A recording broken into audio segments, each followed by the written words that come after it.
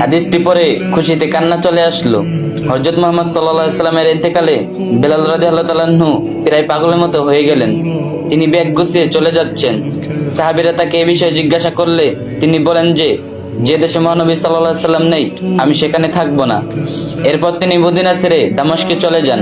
কিছুদিন পরে বেলাল রাদিয়াল্লাহু তাআলা আনহু স্বপ্নে দেখলেন যে মহানবী সাল্লাল্লাহু আলাইহি সাল্লাম বলছেন, হে বেলাল, তুমি আমাকে দেখতে আসো না কেন?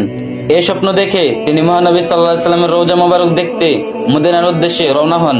বেলাল রাদিয়াল্লাহু তাআলা আনহুর আগমনের খবরে মদিনাবাসী আনন্দে আত্মরা হয়ে যায়। বেলাল রাদিয়াল্লাহু তাআলা হলেন মহানবী সাল্লাল্লাহু আলাইহি সাল্লামের নিযুক্ত মুয়াজ্জিন। মহানবী সাল্লাল্লাহু আলাইহি সাল্লামের ইন্তেকালের পর বেলাল রাদিয়াল্লাহু তাআলা আনহু আর আজান দেননি। তার কণ্ঠে আজান শুনতে সাহাবীরা বেকুল হয়ে আছেন। তারা তাকে আজান দিতে বললে তিনি বলেন যে তিনি পারবেন না। অনেক জোর করে তাকে বললে তিনি উত্তরে বলেন, আমাকে আজান দিতে বলো না, কারণ এটা আমি পারবো না। আমি যখন আজান দিই তখন আল্লাহু আকবার বলার সময় আমি ঠিক থাকি, আশহাদু আল্লা ইলাহা ইল্লাল্লাহ বলার সময়ও ঠিক থাকি, আশহাদু আন্না মুহাম্মাদুর রাসূলুল্লাহ বলার সময় মসজিদের মিম্বারের দিকে তাকিয়ে দেখি যে মহানবী সাল্লাল্লাহু আলাইহি সাল্লাম বসে আছেন। কিন্তু যখন মিম্বারে তাকিয়ে তাকে দেখবো না তখন সহ্য করতে পারবো না। কিন্তু তবুও সাহাবীরা জোর করলো।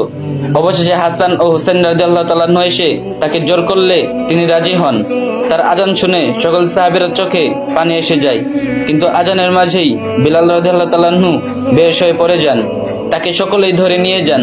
পরে জ্ঞান ফেরার পর তিনি সকলকে বলেন, আমি যখন আজান দিচ্ছিলাম তখন আল্লাহু আকবার বলার সময় আমি ঠিক ছিলাম, আশহাদু আল্লা ইলাহা ইল্লাল্লাহ বলার সময় ঠিক ছিলাম, কিন্তু আশহাদু আন্না মুহাম্মাদুর রাসূলুল্লাহ বলার সময় মসজিদের মেম্বারে তাকিয়ে দেখি যে মহানবী সাল্লাল্লাহু আলাইহি সাল্লাম আজ সেখানে বসে নেই।